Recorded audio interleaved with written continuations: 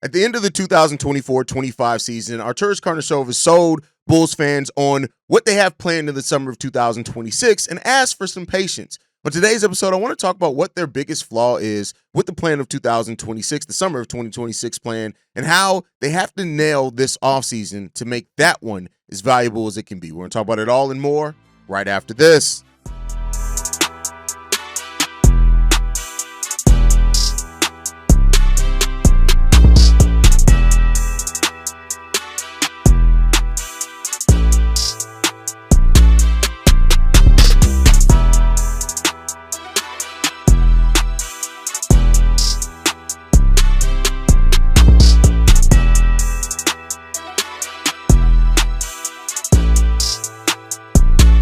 What's going on, Bulls fans? Welcome to another episode of Chicago Bulls Central, your number one spot for everything Chicago Bulls related. I'm the host there, Haize, but more importantly, you guys can follow the channel at Bulls Central Pod on every social media platform we happen to be on. With that said, let's go ahead and get into this content for today, y'all, and I want to talk about the Bulls' plan in summer of 2026, right?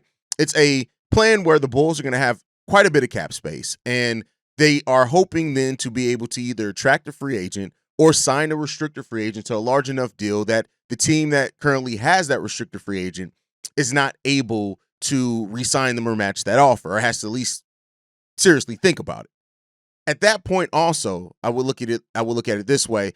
While the summer of 2026 is about having tremendous cap space, it's not all about free agency either, because you could be set in a position to where maybe you can absorb a big contract without having to send much back, and that's why the Bulls having all their own first-round picks could be valuable in a case like that. But let's just bring it all together and talk about that, right? So you're hoping that in the summer of 2026, and we're not even going to get necessarily into the names. That's a whole different thing of who's out there, right? Let's just talk about the Bulls and where they are as a franchise. Right now, the Bulls will have 7 players under contract in the summer of 2026, right? That's P. Will, Jalen Smith, Lonzo Ball, Julian Phillips, Matas Buzelis, the draft pick in 2025, and presumably Josh Giddey with Josh Giddey's contract, the talks going on now. So that's 7 players.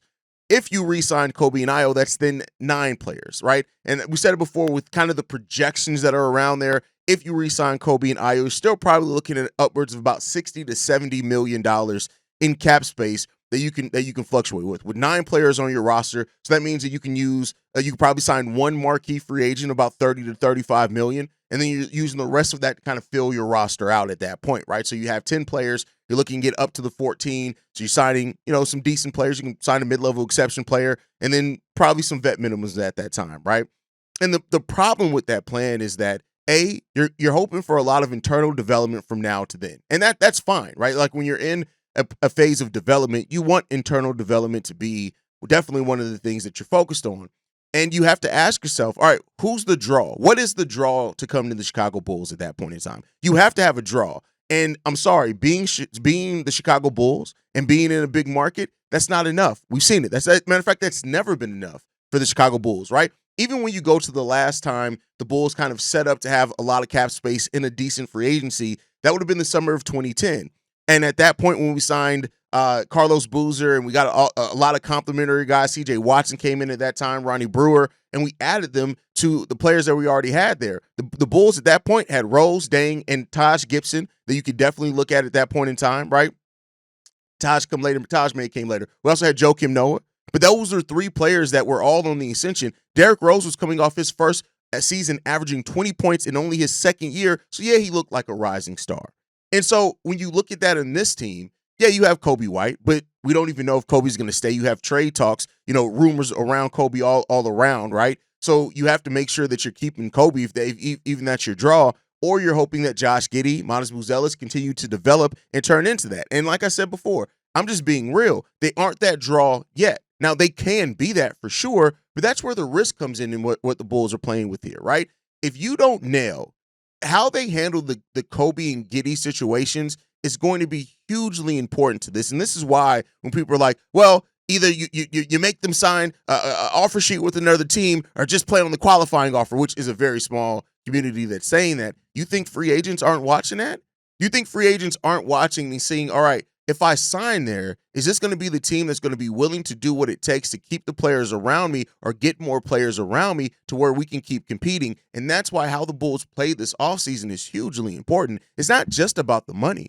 Like, yeah, shout out to the Bulls for actually pinpointing an offseason where they can have tremendous cap flexibility and they could do things like that. But let's be clear, you have to have a draw on your team. Oh, that summer of 2010, by the way, that they had also just signed Tom Thibodeau, who was one of the most respected assistant coaches and a coach that most people thought was going to turn into a great head coach. So he was even a draw. Remember, he was going to these meetings when the Bulls were meeting with Dwayne Wade and LeBron James. He was in those meetings as well because the Bulls understood at that point in time they were a draw. You know what else the Bulls had in the summer of 2010? We had made the playoffs. I think it was 5 out of the 6 prior years. The only year we didn't was the summer that we drafted Derrick Rose. But other than that, we had made the playoffs all those years. So it was a team that was clearly a team that had been around competing. And you could look at it more and say, hey, listen, this has been a tough team. This has been a gritty team. This has been a team that's pushed some teams in the playoffs. If I get there, there's more of an upside. This is a Bulls team that has been stuck in the play-in for 3 straight years. And we have one play-in victory and one playoff victory to show since Billy Donovan has been here. So I get the plan, and I respect having a plan because it gives you something to focus towards, and it gives you something to operate within to try to get there. Make no mistake about it.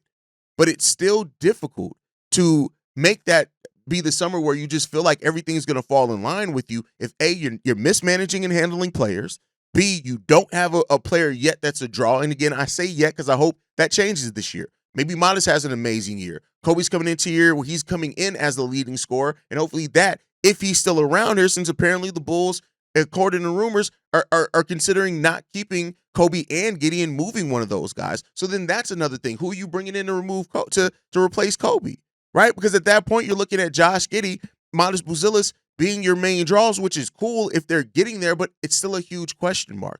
And that's not a knock on those guys. That's just saying what we've seen yet. And no, a period in March from February on to the end of the season isn't going to be enough where a big name free agent is going to look at this and say, Chicago's where I need to be.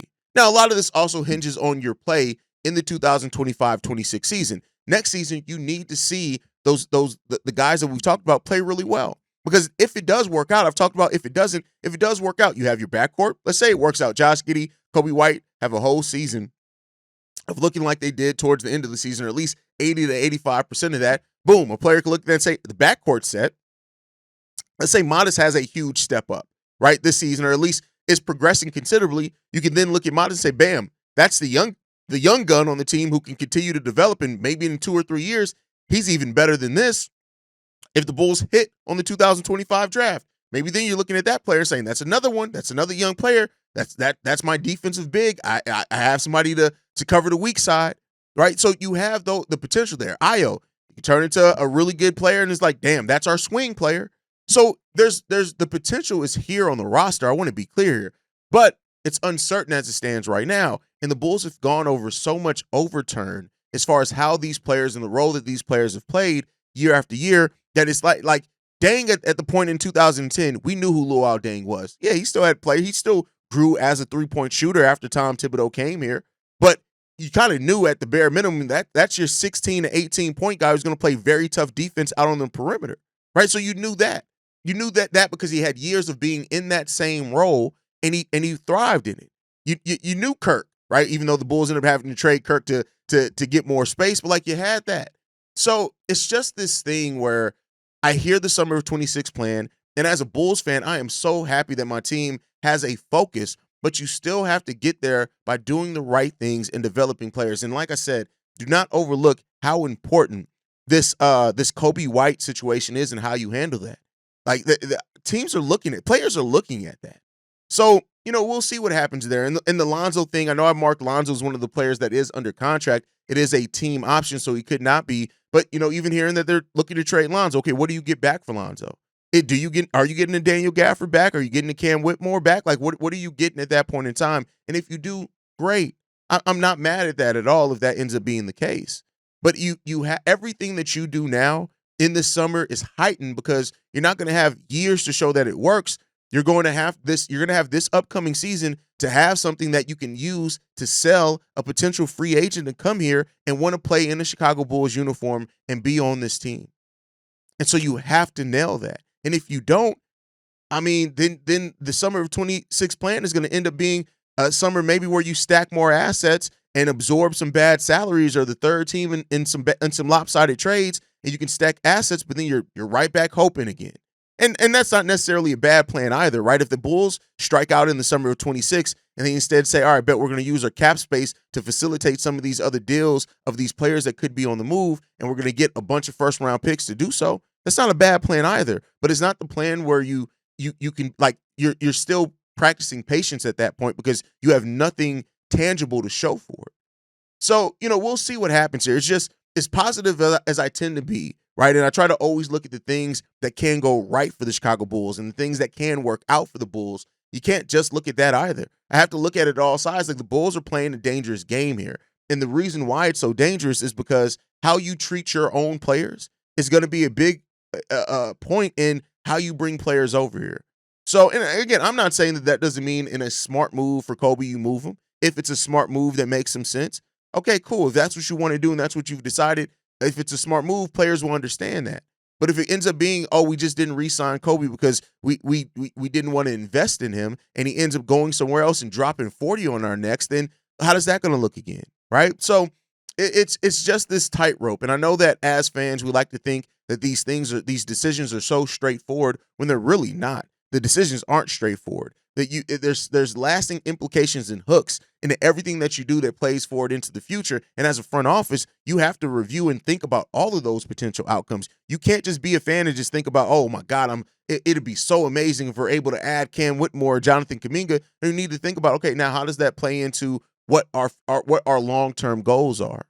And we'll see. And we shall see what's going to happen here with the Chicago Bulls. I hope that they play this summer really, really well, and that they come out of this with a vision and a direction that finally starts looking like this is a team that's on the come up. Like, and again, none of this to say that I'm low on any of these players. I'm not. I see the potential in Josh Giddey. I see what I hope Coby White's going to be able to be with coming into a season being the top scorer and his role not changing. I see the potential of Matas Buzelis and what he looks like he can turn into. I see all of that, right? But you still have to show and prove. And to a degree, the Bulls don't have a lot of proof of concept yet. Now, they have a whole season to get there. This is me worrying about this a year early, but you got to start looking at it early. You can't wait up until the time. So let's hope that this is a season of clarity for the Bulls, but it does seem like internal development is going to be the focus of the Bulls this season, and it needs to be, because that's what is going to hopefully get you into a place where you're going to be more of attractive of a destination, especially if you want the summer of 26 to be where you make your big move. So let's see if the Bulls can do that.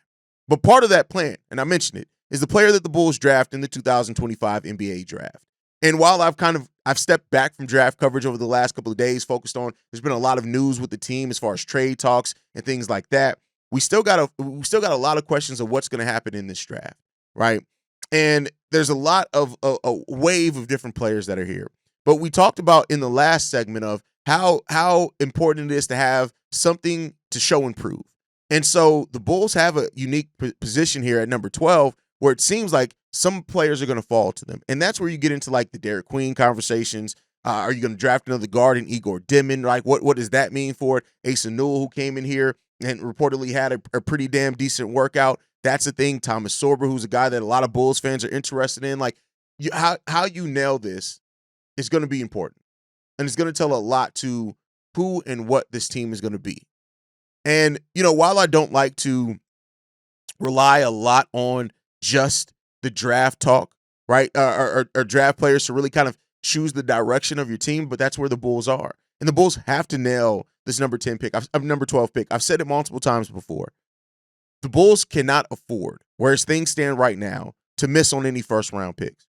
And so when you talk about the Bulls and the talk around the team taking the best player available, or the best player available at a position of need or scheme fit or whatever, however it was worded by Casey Johnson, it was worded very eloquently. But right now I'm in true and utter Haize mode, so I can't speak too eloquent right now. But you have to ask that. And so when you think about this picks, like the two different mindsets. Can the Bulls afford this season to go very high upside if the summer of 26 is where they want to make their move to really become a force in the East, right? Like, can you afford to go a player like Juan Berenger, right? A guy that has tremendous upside, make no mistake about it. I love the fact that he's, 19 years old, already 6'10", 230 pounds, a lob threat right away, a switchable defender, but doesn't really have very many well-rounded skills right now as far as actual skills. There's a lot of potential there. Now, that's not bad to take in the draft because I think his potential is high, but then you have to ask yourself, like, all right, is that going to be enough to be part of that draw in the summer of 26? But then you have like the more kind of best player available thing in Derek Queen, which we've heard that the Bulls are not high on Derek Queen at all. But like you have to ask that question there. Or do you play it more safe? Go the Ace Newell route. Go the Thomas Sorber route. Players that look like they have a very high floor, but also they still have a considerably decent ceiling as well. But they are shaped up to probably be bigger contributors right away. That's a question that you have to ask yourself there as well. Thomas Sorber has legit size at being 265 pounds already right now, still mobile, still has athleticism, can still stretch the ball out to 12 to 15 feet. Do you go extreme high upside with the rawness in Cedric Coward if he's there on the draft board by then? That's another thing that you have to ask yourself. So there's a lot of questions here, and the way that the Bulls view what they want out of this draft is going to be a huge part of those questions and how you answer that as well. And so those are things that we don't know. I look at this and I say to me personally, right? And this is where the hype in the draft and over some of these players, as a front office, you can't believe the hype, right? You know, you have people who believe, oh my God, we can't pass up on Cedric Coward. He's the next guy. He is the guy in this draft. And most of the people that say that are going off hype. And and I'm not to say that to knock people, but it is what it is, right? And going off just hype alone in the NBA could be what fires a GM. It could also be what ends up making the GM look smart if it ends up working out. But that's where the thing gets really interesting. The high upside guys like the Berengers, the Cedric Cowards that we talked about, right? Those guys, the Carter Bryants, these are the guys that are in this draft that has really Drake Powell's have really tremendous upside. But there's a little bit of question on, all right, when are they going to be able to hit that, right? You got other players, the Thomas Sorbers, the Rasheer Flemings that people are high on, right? Then you have the mixture of both, like a Kaman Malawak. Like you look at Kaman and you look at him and you're like, all right, he's going to be a rim protector and a lob threat immediately. The defense will see how that works out, right? But he's going to be a lob threat and those type of things immediately. So it's a lot of different mindsets that go into it. That's even without the Bulls maybe trading back into the first, things like that. So how creative do they want to get? And that is something else that plays into this plan of the summer of 26. Do you want to free up more cap space? Do you want to move a player to get an additional pick here that could be a long-term thing? What do you do in the second round? I think the second round pick is one that I haven't talked a whole lot about. I haven't had my second round prospects, but like, do you go in the second round? Do you go super high floor there, right? More proven thing. Is it a Johnny Broom there at round 2 that you decide to go to at 45 there who, the upside is questionable, but what he is as a tough son of a bitch and a guy that can rebound, block some shots, and play some tough defense for you, that's all there. So it's a lot that's going into this. And nailing the draft is an important part of all of this because if you get this draft pick wrong, it puts even more pressure on, all right, we got to make sure. We got to be for damn sure that Matas, Coby, Giddey, Io, these guys are it. And by it, I mean relative to their role. I don't mean that they have to all be superstar level players. If that happens, then we're one of the best teams in the NBA if you have that many players turn into a star. So it's a lot. And just thinking about it like in more of I'm a fan, right? I'm a Bulls fan through and through. I love this team with everything that I breathe and live. But at the same time, like you have to be honest in your evaluation of the team. And the Bulls have a lot of possibles. We're talking about a spades hands. There's a lot of possibilities here, but there's not a lot of sure books yet. And no, for my Coby stands, no, Coby's not a sure thing yet either. There's still some inconsistent issues. But again, I would say that a lot of that is also because of the role that changed there. So I'm not putting that all on Coby. Giddey, it's not a sure thing yet. There's a lot of promise there, but it's not a sure thing yet because guess what? Giddey started off last season not playing good, and his role was different than after Zach LaVine left. So let's see now that Josh Giddey that gets to just be that point guard and gets to do more creative things as far as driving and creating off those drives. Let's see what that looks like this year. Io's season ended with the injury. It looked like he was starting to get himself together before the injury happened. You got Io coming back in this one. You got Matas. We already know Matas is a lot of raw. So, getting these picks right and making something of these picks and getting. Now, I'm not saying that means you have to go just high floor and ignore the ceiling. No, I'm not saying that. But you just have to plan this out and get it right. And you also have to have the right plan to develop these guys, which, of course, brings about the questions of the Peter Patter firing. But you do have Wes Unseld, you do have Dan Craig, you do have those things there. So maybe there's a little bit more faith in that because of who they've developed over the course of their NBA careers as well. But you got to get this right. You have to get this right. This is an offseason where the Bulls really don't have much margin for error this offseason. This has to be an offseason where the proof of concept starts looking like a real thing. And do you trust AK and Eversley to do that? That's up to everybody individually, but even if you don't trust them, who does? Jerry. And as long as Jerry Reinsdorf leaves them in power, these are the guys that we have to look at every single day and ask ourselves and hope that they are getting this right, that they are making the right decisions and making the right choices here. They're going to help the Bulls be a better franchise. Let's hope that they can. That's my time for today. Make sure you guys are following us at Bulls Central Pod. You can send us any feedback, questions, comments, concerns. BullsCentralPod@gmail.com. Lastly, if you want to leave a text message and our voicemail for the mailbag, the number to do so, 773-270-2799. We are the number one spot for everything Chicago Bulls related, but that's thanks to you, lovely and beautiful people. And like I like to end every episode on, go Bulls. Love you guys. See you right if you can, y'all. Peace. This has been a presentation of the Break Media.